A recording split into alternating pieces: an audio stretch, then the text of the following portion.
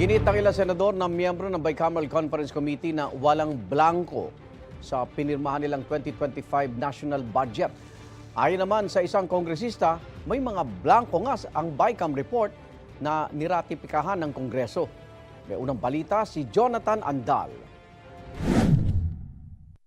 Nakakuha ang GMA Integrated News ng kopya ng BICAM report ng 2025 national budget mula kay Congressman Raul Manuel ng Kabataan Party List. Aniya, tugma raw ito sa mga blankong ipinunto sa inilabas na dokumento ni na Congressman Isidro Ungab at dating Pangulong Rodrigo Duterte. Sabi ni Manuel, ang BICAM report na ito na may mga blanko ang siya ring niratipikahan ng Kongreso. Aniya, binigyan daw ng kopya ng BICAM report ang lahat ng kongresista noong Disyembre bago ito sinalang sa plenaryo para maratipika. Pero ang problema, in-email lang daw ang soft copy nito. Kulang isang linggo bago ang ratifikasyon. Habang ang printed copy naman, ibinigay lang daw wala pa isang oras bago ito sinalang sa plenaryo. Kaya raw hindi na ito nabusisi ng maayos.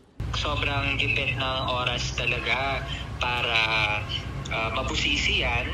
May end din, sa totoo lang, hindi rin agad nakita yung mga blanks, no? Kasi nga, hindi tayo sanay na may mga ganon.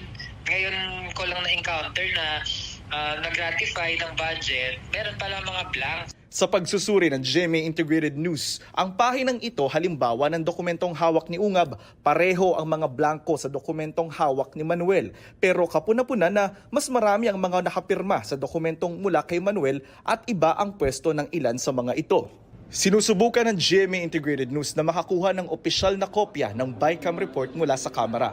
Sa proseso ng pagpasa ng budget matapos ratipikahan ng BICAM report, ito ang magiging basihan ng General Appropriations Bill o GAB na isusumiti sa Pangulo. Oras na pirmahan ito ng Pangulo para maisabatas, ito na ang tinatawag na GAA o General Appropriations Act. Ang tanong ni Manuel, kasama sa BICAM report na niratify ng Kamara ay yung mga blanks. After ratification, saka bago pirmahan, sino yung nag-fill in the blanks?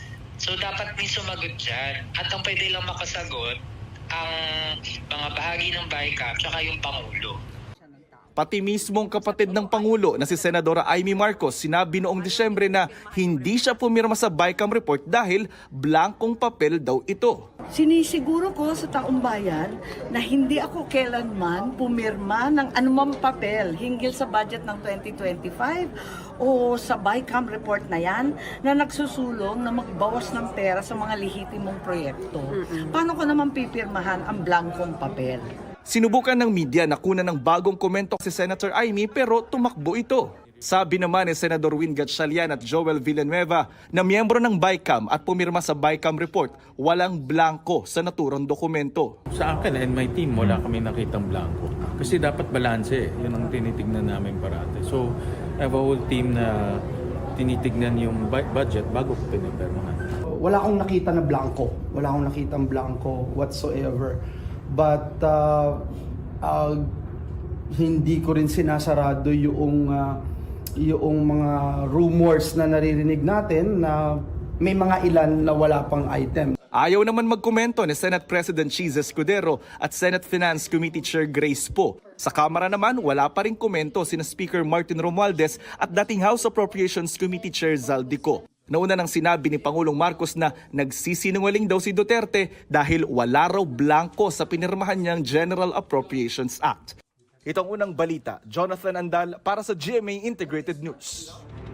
Igan, mauna ka sa mga balita, mag-subscribe na sa GMA Integrated News sa YouTube para sa iba't ibang ulat sa ating bansa.